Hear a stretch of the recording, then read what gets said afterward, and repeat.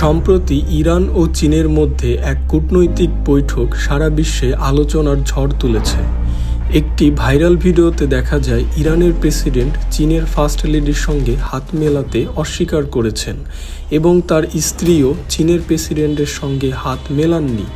তাহলে এটি কি অপমান ছিল, নাকি এর পিছনে রয়েছে সাংস্কৃতিক ও ধর্মীয় কারণ? চলুন বিশ্লেষণ করি। ৩ সেপ্টেম্বর ২০২৫ তারিখে বেইজিংয়ের চ্যাংঅ্যান এভিনিউ ও তিয়ানমেন স্কোয়ারে ভিক্টোরি ডে বা বিজয় দিবসের সামরিক অভ্যর্থনা অনুষ্ঠিত হয়, যা দ্বিতীয় বিশ্বযুদ্ধের ৮০তম বার্ষিকী উদযাপনের অংশ ছিল। এতে উপস্থিত ছিলেন রাশিয়ার প্রেসিডেন্ট ভ্লাদিমির পুতিন, উত্তর কোরিয়ার নেতা কিম জং উন, ইরানের প্রেসিডেন্ট মাসুদ পেজিশকিয়ান সহ অন্যান্য বিশ্ব নেতৃবৃন্দ।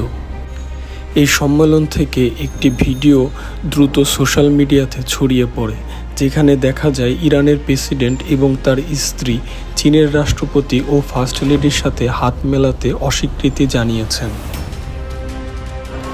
সোশ্যাল মিডিয়ায় মুহূর্তটি দ্রুত ছড়িয়ে পড়ে।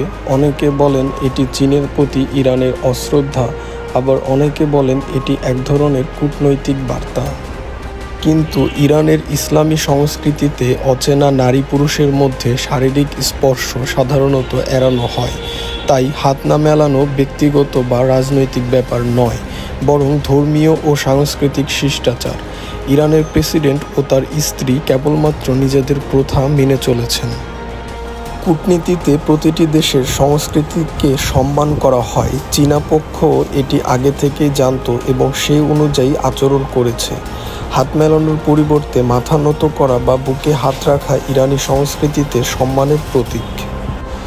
বাইরের দৃষ্টিতে মুহূর্তটি অস্বস্তিকর মনে হলেও এতে কারো প্রতি কোনো অপমান ছিল না।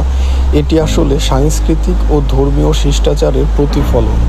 তাই পরবর্তীতে যদি এমন কোনো ভাইরাল হ্যান্ডশেক বিতর্ক দেখেন, মনে রাখবেন পেছনে সবসময় গভীর প্রেক্ষাপট থাকে। এই ব্যাখ্যা যদি ভালো লেগে থাকে তবে লাইক, শেয়ার এবং সাবস্ক্রাইব করতে ভুলবেন না।